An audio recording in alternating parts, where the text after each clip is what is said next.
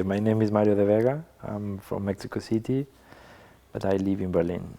And if you think in sound, let's say as a material that imposes, so I just simply try to communicate, or to translate what metaphor could mean to impose convictions, to impose ways of understanding the world in a way. My understanding or in my logic is just a moment for self-awareness. So it's a moment for you to be with you and to be confronted with a force that probably is stronger than you.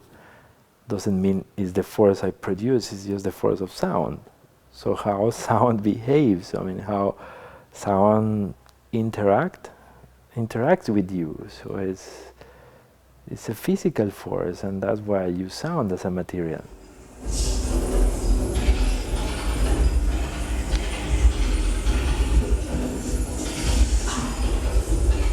In my case, I'm just an autodidact, so I had no academic background, so I was simply not able to do it for many reasons, but I think the main one is that I've never been a good student. So I just decided that I have to work, and I have to do my own practice. And over the years, it's becoming a bit more clear, so what I'm doing, so why I do what I do. So there are, let's say, concrete events acoustically, so let's say there are certain events that are pre-recorded.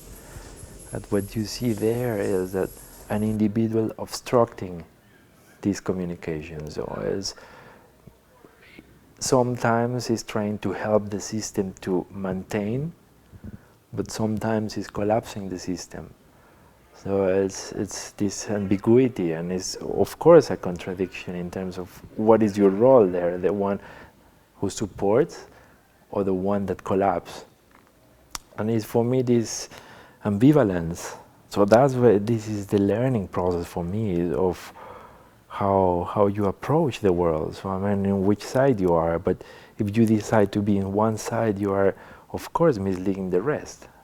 So for me, it's a way more interesting to just simply oscillate from one to the other. So it's just going back and forth.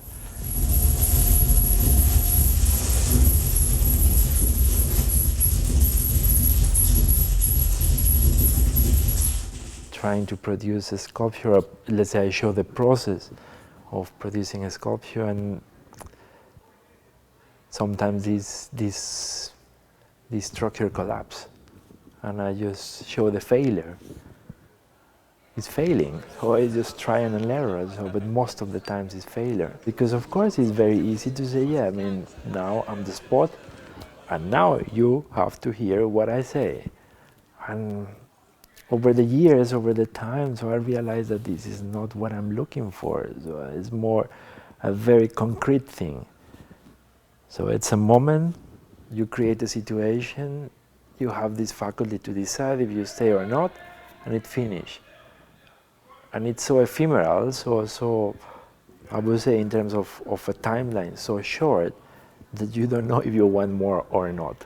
This exercise to renounce of egomanis, so let's say that basically you don't need to have a monologue in front of you in an extended time.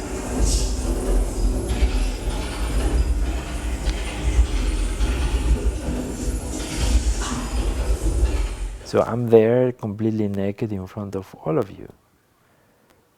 So, but there is a moment that you become part of the audience too. So, and that's, I think this is the moment where the format just get dissolved.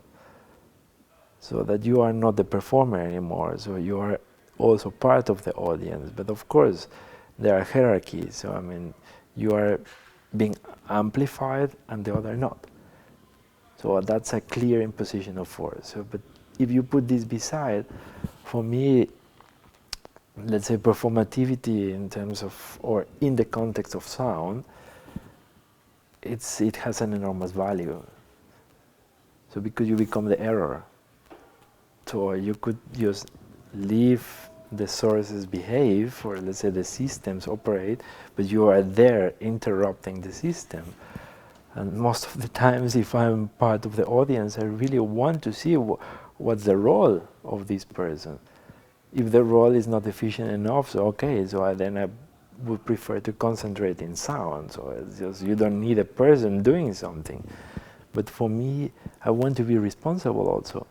So I want to be there and say, yeah, okay, he fucked it up. Or, yeah, it sounds good maybe, you know.